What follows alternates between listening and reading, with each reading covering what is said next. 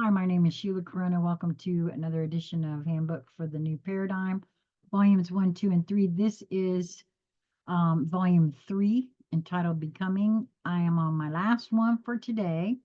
It is session number 15. For those of you that are following along with me in the book, it is on page 287. As the situation progresses, the intensity of the changes that will be experienced by each individual and by those of each culture will begin to become more apparent.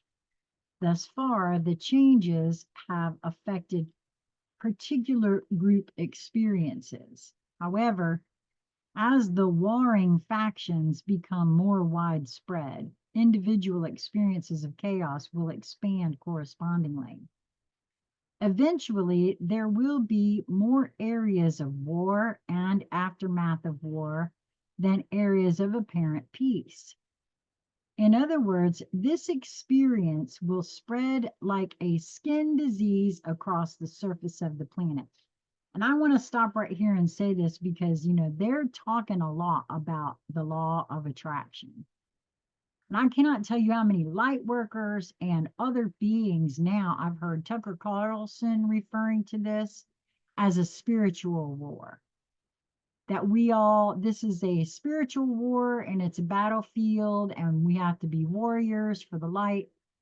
And that it's in terms of the law of attraction, I urge all light workers to think about that just a little bit in terms of exactly what this is. Eventually there will be more areas of war and aftermath of war than areas of apparent peace.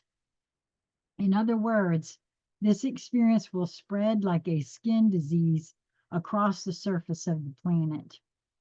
In using the word war, that includes the usage of biological agents as well as usual destructive kinds of weaponry. It is difficult to understand what purpose all of this pain, misery, and destruction of a beautiful planet can possibly serve.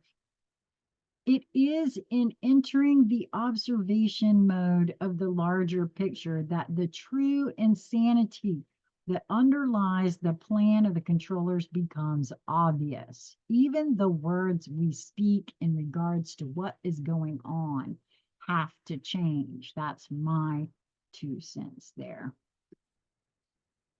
By contemplating the free will aspect of the laws of the universe, it would appear to be an element that could return all that is back to potentiality. Indeed, it is a possibility. It could be the cause of the end of the experiment birthed from potentiality that would be just another idea that didn't work. It is something to contemplate. However, it is also possible that there is a counterbalance for this type of free will action, that upon reaching a certain level of imbalance, an offsetting action is brought into play as a natural effect. If we continue to consider this from the perspective of the virtual reality game, there are always elements of surprise written into the game, not by the players, but by those that formulate the game in the first place. It may safely be assumed that the players in this game did not write the rules. That they are attempting to write new rules is apparent, but those do not supersede the rules that came with the game as brought into being in the first place. What are these surprises that cannot be overridden by new rules? Those can only be learned by playing the game. Well, I feel like the law of attraction is one of them. Everybody's got the wrong idea what that actually means. That is the point of all of these messages. All the players must play the game and search for the strategies that will allow them to succeed and continue on in the game.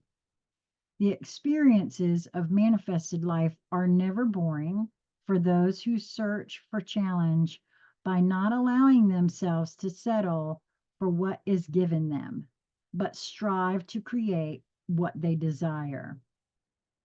However, the universal laws must be observed in order that the progress made in the game is continuous in the long run. That does not mean that there will not be temporary setbacks through errors in choices, or that these choices will not be repeated until wisdom is gained through their repetitions.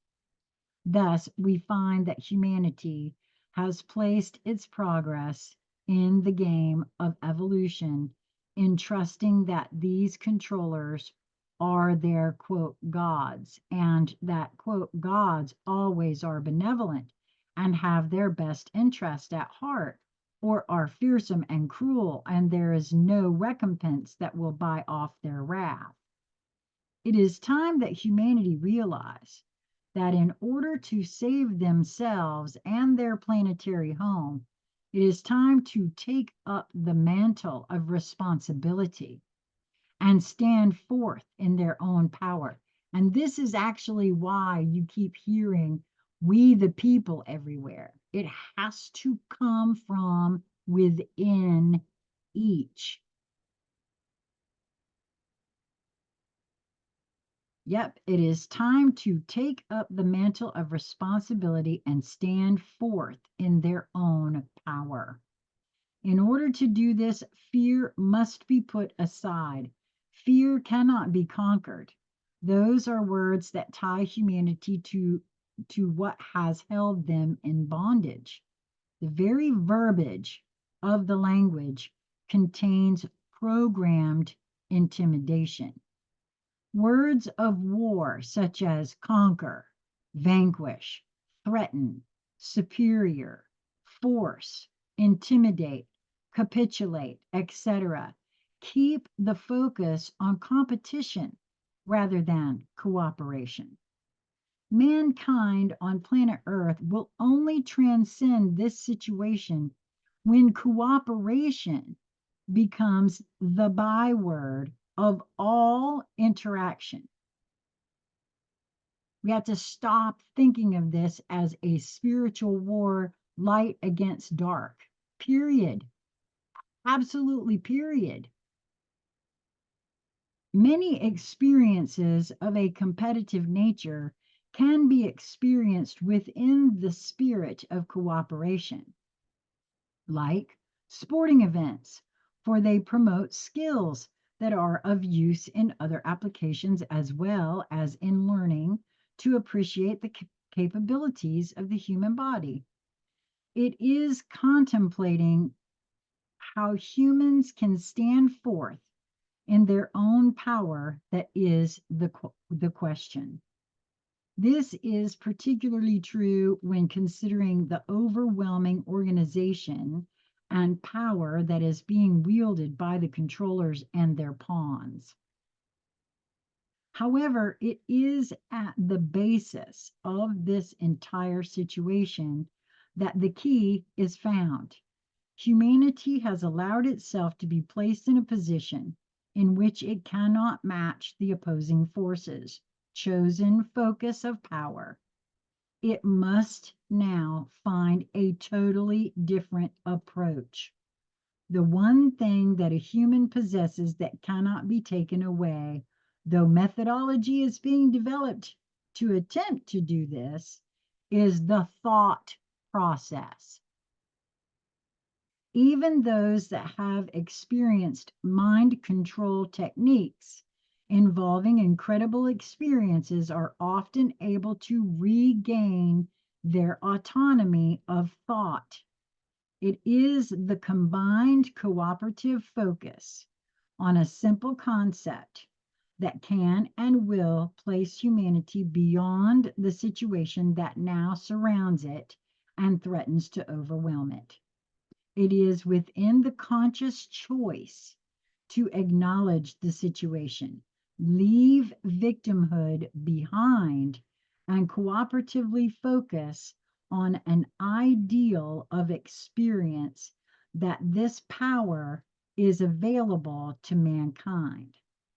When a consensus can arrive at this point, then a direct appeal can be made that will bring forth assistance, and there will be an end to the current control of this planet.